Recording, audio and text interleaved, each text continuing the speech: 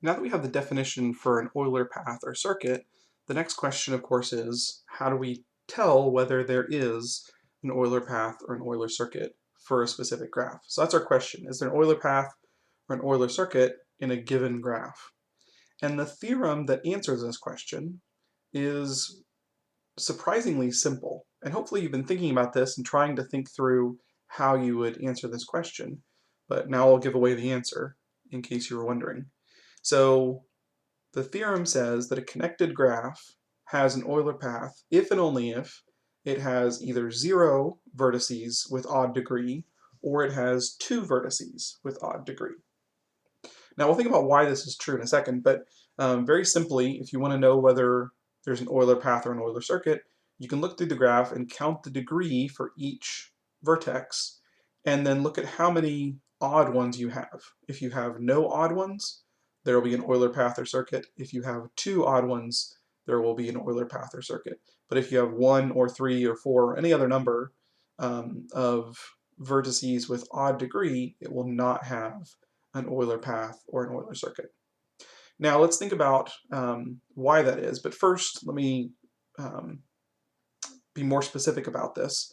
If there are no vertices with odd degree, then it will have an Euler circuit. If there are 2, there will be an Euler path, but not a circuit. So you'll be able to find a path through it that is a simple path that includes all the edges, but you won't be able to get back to where you started. And if you think carefully about this, if there are 2 vertices with odd degree, you're going to have to start at one of those odd ones and end at the other to make this Euler path work. If there are no vertices with odd degree, you can make an Euler circuit starting at any vertex that you want. You can find a way to come back to that one using a simple circuit. Now let's think about why this is true. Why would it be that the existence of an Euler path or circuit depends on this rule? The basic idea is that every time you leave a vertex and every time you come back to a vertex, you add 1 to its degree. So if you think about this, every edge gets used exactly once and all the vertices have to be visited. So for a circuit, every vertex that you travel to, you must also travel from, including the starting point.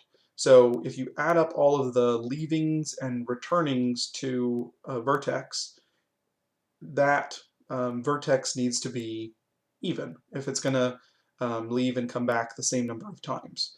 In other words, if you leave a vertex once more than you come back to it, you can't make a circuit that way. Or if you come back to a vertex and don't leave, you can't make a circuit either. So the same number of times that you leave a vertex has to be the same number of times you come back to it, including the starting point. When you leave, you eventually have to come back to it. And so the total degree of each vertex has to be even for there to be an Euler circuit. For an Euler path, that same rule is true of each vertex other than the starting and the ending point, right? So each vertex that you visit along your path, you come to it and then leave it. You can come to it and leave it again, theoretically, but the same number of edges has to, you have to have the same number of edges coming in and going out on your path. And so each of those paths, each of those edges contributes 2 to the degree, so you get an even degree. But the start node gets left once more than it gets visited, and the end node gets visited once more than it's left. So the start node you leave and then go off on your journey, and the end you visit the end and then you stop without leaving it again. So that's why those 2 would be odd. So the reasoning behind it's relatively simple when you look at it the right way, and the rule itself is very simple. You can just count up the degree of each one and look at how many vertices have odd degree. So here's an example of 2 graphs, and we're going to look at which one of them has an Euler path or an Euler circuit.